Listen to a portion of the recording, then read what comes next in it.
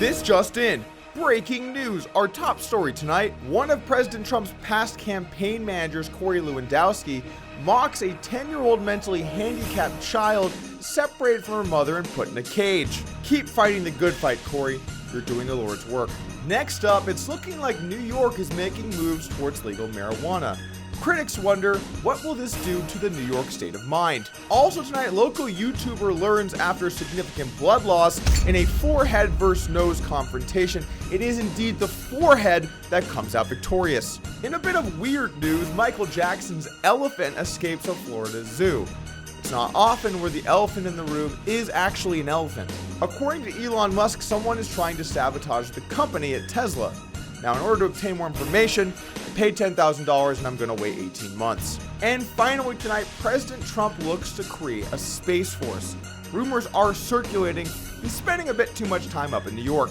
All of this and more tonight on Doug Polk's probably mainly weird and funny news, but sometimes world news, and once in a while I'll get into politics, but possibly other stuff on the channel too. Really rolls off the tongue.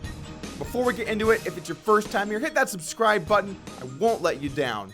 Let's move on to our top story tonight. Corey Lewandowski making light of a situation that probably shouldn't have been made light of.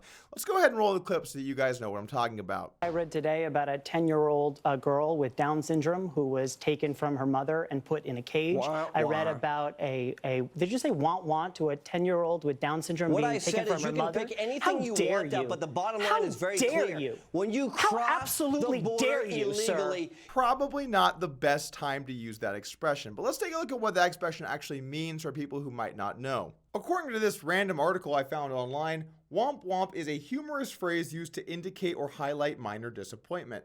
It mimics the sad trombone noise often used as a trope in movies and TV shows. So essentially, it's a saying used when something is a light disappointment. As it moves into kind of a middling disappointment, it doesn't really make too much sense. And as it becomes actually seriously disappointing, it's not a very good thing to use. Hey Corey, it's me, Doug. I know that the English language can be pretty confusing sometimes. I've been there myself. For what John McAfee was about to unleash. Now this match is going to take place at the Schenectady, but let me put together a little highlight reel of acceptable places to use Womp Womp so you get a little bit of an idea for maybe some good places to use it. I read a great job from Smith to get the rebound, but dribble it away. I read a Walker told me I have AIDS. I read about. That's right. NBA superstars going the wrong way on the court. Womp Womp. Handicapped children not able to see their moms. Not Womp Womp. You got it. It's a fine line, but I think you can find it. I believe in you. A bit of real talk here for a moment. Immigration is a divisive issue in our country, particularly because we have so many immigrants who've come here along the way. I mean, unless you're a Native American, at some point your family came here. Now, the problem is that a lot of people seem to think that that means we should be open to anyone and that borders are just lines on a map. And other people think that we should absolutely control this to maybe too much of a degree. And those are really the two sides to it. Personally, I feel like we should control the borders a little bit more because this is a great country. I love our country, and we should have rules as to who can and can't come here. Now, regardless of what your position is, there's one theme that should always be present, and that's compassion.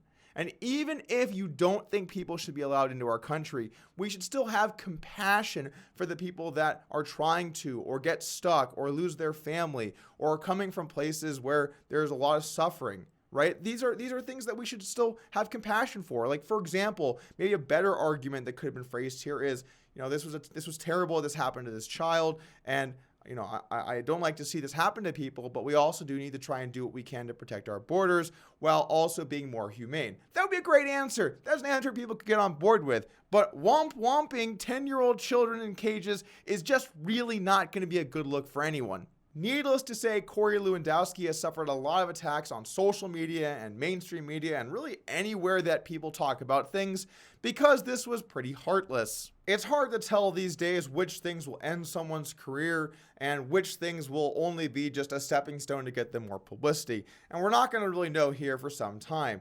But if this does end up being the downfall of Lewandowski's career, what's something to sum up how I think people would feel about it? I read about. Moving on to a more lighthearted story tonight, Michael Jackson's elephant wandered out of its cage and ended up stuck in a courtyard behind a giraffe.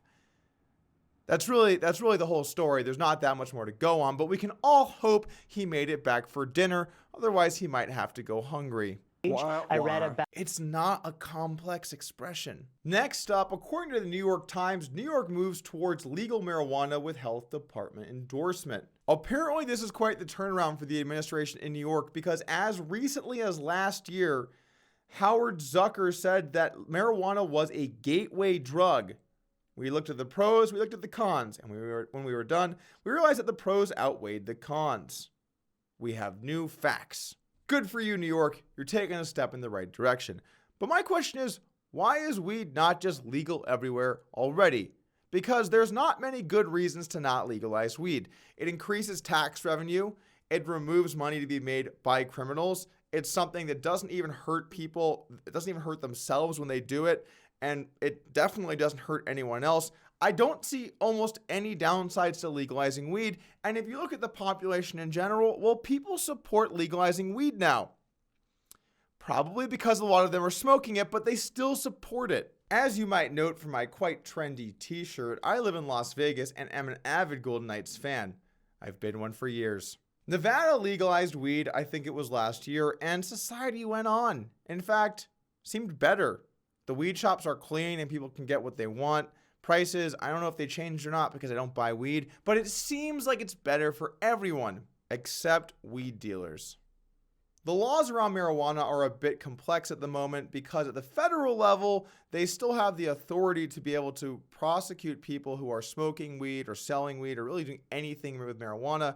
And then at the state level, we see some states banning it themselves, usually more conservative in southern states. And then we see some states just actually making it legal to smoke marijuana entirely. So we're seeing a very broad array of laws at play. And sometimes there's state and federal laws that conflict. And in those situations, it makes things a little uneasy as to what's going to happen at the state level. But it appears so far the federal government does not look to plan to step in and stop marijuana in some of these markets.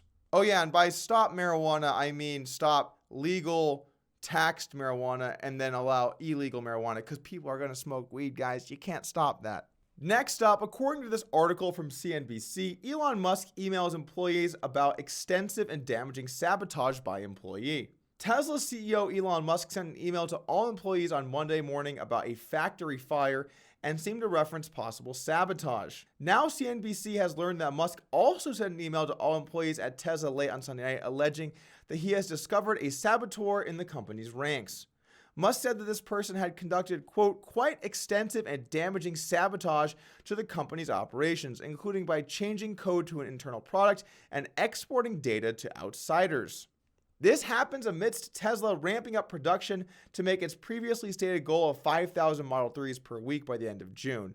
Last week, Tesla announced a broad restructuring, slashing at least 9% of its workforce.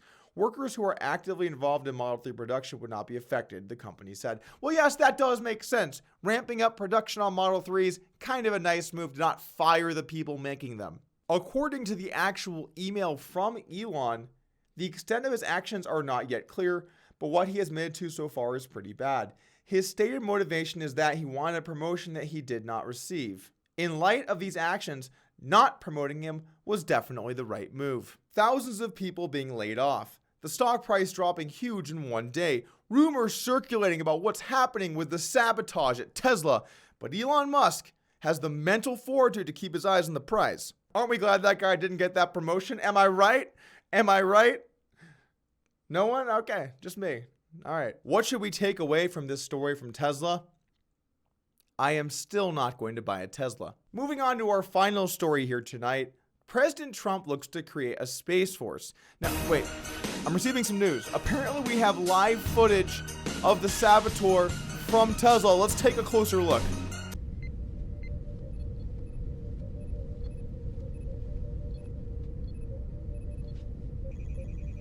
Back to our story, President Trump looks to create a space force, and this sounds absolutely ridiculous. We think about all of the movies where you have space police and spaceships.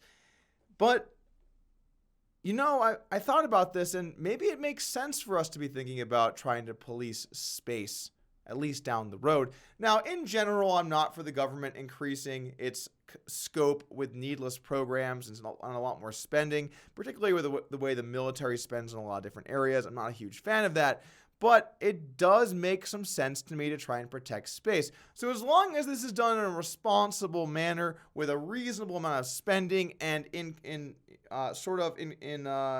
conjunction with the rate that everyone else is developing their space technology, then I'm fine with it. But I hope we don't get really super carried away with outer space, because we do have a lot of problems that we still would like to take care of right here on planet Earth. According to this article from BBC, the US president said on Monday it would bolster national security and the economy with the creation of jobs. It is not enough to merely have an American presence in space. We must have American dominance in space, Mr. Trump said at the White House. He also promised that the U.S. would, quote, return Americans to the moon and would eventually send people to Mars. That's right, guys. Let's make the moon great again.